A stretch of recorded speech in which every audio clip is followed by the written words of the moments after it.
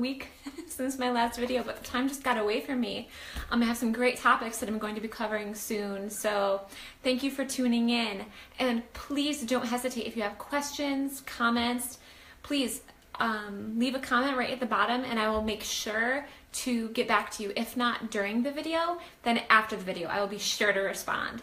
So today I have a few things that I want to cover. First, I have my next Essential Oils 101 class is at my house tomorrow from 6 until 7:30. That gives us time to cover the 101 lesson, Q&A. I recommend coming with questions, and then obviously also questions will come up as I'm going over the information. So it's important to me to be able to cover all of that in person with you. So it's as helpful as possible. You know, the goal here is to inform you to make really great decisions for ditching the chemicals in your life, the toxic chemicals, and making the switch to essential oils and making you feel very prepared when you decide to do that. So come with questions, come with a notebook for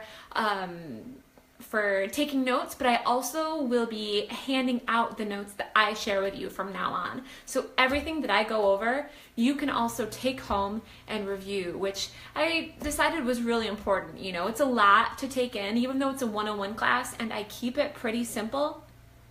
Again, if you guys are just joining, I want to let you know I'm going over a few things today. My 101 class tomorrow, my April promotion for a starter kit sign up, and then I'm also going to be covering basic essential oil safety with children, which is super important. It's something I've been messaging about a lot lately, so I figured I might as well just cover it in a video. So yeah, again, tomorrow is my next Essential Oil 101 class. That's at my house from 6 until 7:30.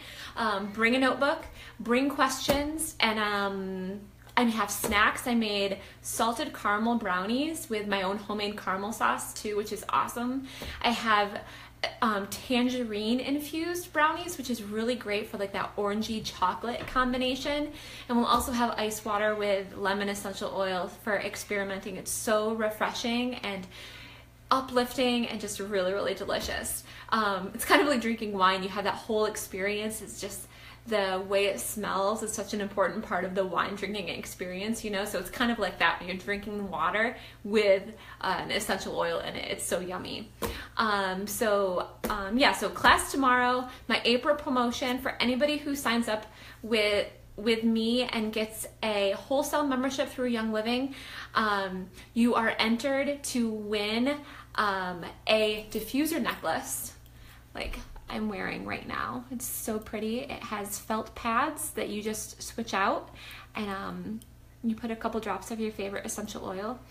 I have tangerine in it right now. I've been totally into the tangerine lately. It's just so happy and sweet and springy, and it's nice. So yeah, everybody who invests in a premium starter kit with me this month is entered to win this diffuser necklace, or a bottle of Peace and Calming, or a bottle of Repel Aroma for your pets, which is really wonderful for ticks, fleas, bugs, annoyances.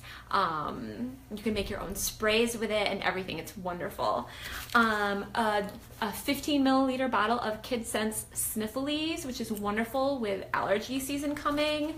Let's see, we also have a bottle of Gentle Baby, and there are a couple other bottles you'll be able to choose from too. So if you check out the image that I shared on my Facebook page, you'll be able to see all your options, and you'll be entered to win your pick of any of those if you get a premium starter kit from me this month. So I'm going to do something special every month, something different, so it's going to be really cool. Now, on to my topic for today is I wanted to basically cover how to use essential oils safely with kids.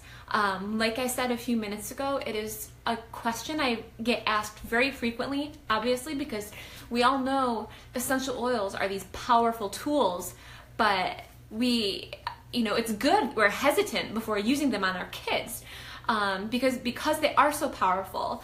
And let me start by saying kids are not tiny adults. Their skin absorbs things much more quickly than ours. It's thinner. Obviously, you know, we generally know that their skin is more prone to sensitivity, so it is crucial that we are very careful when using essential oils on them. Now, that's not to scare you. It is entirely doable, and it's doable very safely. And the most important thing when applying essential oils directly to our kids' bodies is that we use a carrier oil. And that's where something like coconut oil, avocado, jojoba, you can use like mango oil. I mean, there are a variety of really fantastic carrier oils that you can use when applying essential oils to your kids. Now, something to clarify about carrier oils, because I wondered this in the beginning. I felt like I was diluting or reducing their effectiveness, and that is not the case at all. And this is something that I talk about a lot because it is deceiving. And using a carrier oil does not reduce the effectiveness of the essential oil. What it does is it slows down the absorption process, which is fantastic when you are applying powerful essential oils to not just our own bodies, but to the bodies of our children, who, like I said, we know they're more prone to sensitivity. Their skin is thinner, it absorbs things much more quickly. So this is why using a carrier oil is so beneficial. And what happens is the molecules of an essential oil are very, very, very tiny, which is why they can improve, which is why we can enjoy the benefits of them so quickly. But at the same time, that can be too quick for someone who's prone to sensitivity, or for kids who, like I said, absorb them much more quickly. So the tiny molecules of the essential oil, when blended with a higher fat carrier oil like coconut oil or avocado oil, like I said, the high fat carrier oils have much larger molecules, and that's why it makes it a longer process for the essential oils to get into our kids' bodies, because the tiny molecules of the essential oil then have to kind of ping pong and work their way around the large molecules of the carrier oil. And again, I'm explaining this because I don't want you to think that, you're using an essential oil with intention because you want a certain effect, but you feel like you're diluting it or reducing its effectiveness by mixing it with this carrier oil. That is not the case at all. You can still use it with complete confidence that essential oil will have the therapeutic effect that you intend it to. It will just be more gentle, which is so important on our kids' bodies. And then, of course, you can diffuse essential oils for your children. That's wonderful. If you still are just not super comfortable applying an essential oil to your child's body, diffuse them. It's so effective. It is still so effective. I cover in my 101 class that by diffusing an essential oil or just taking a whiff out of the bottle, it takes 3 seconds for those molecules to begin interacting with the limbic system of your brain and instantly start affecting your energy, your mood, your emotions, psychological responses. What happens is those tiny molecules that I mentioned a minute ago, they are drawn up to the mucous membranes in our nose, where there are thousands of receptors, and those receptors amplify the therapeutic effects of that essential oil. And upon amplification, that information is communicated to the limbic system of our brain, and that system does a whole lot for our bodies. It truly does. But it especially has a lot to do with our emotional situation, our psychological responses, again, and that can be profoundly effective for children. Again, if you aren't super comfortable still applying them to your child's body, if you have any doubt, then just put a couple drops in a diffuser, put it in their bedroom. Diffusers are designed to only diffuse for a few hours, so you don't have to worry about overload. About it being too much for your child. It's just a really, really gentle and effective way to use them for your kids. So again, carrier oils are essential for applying essential oils to your children. And diffusion is also an incredibly effective way to enjoy the therapeutic effects of the essential oils as well. So I hope that covers what a lot of you have been asking me.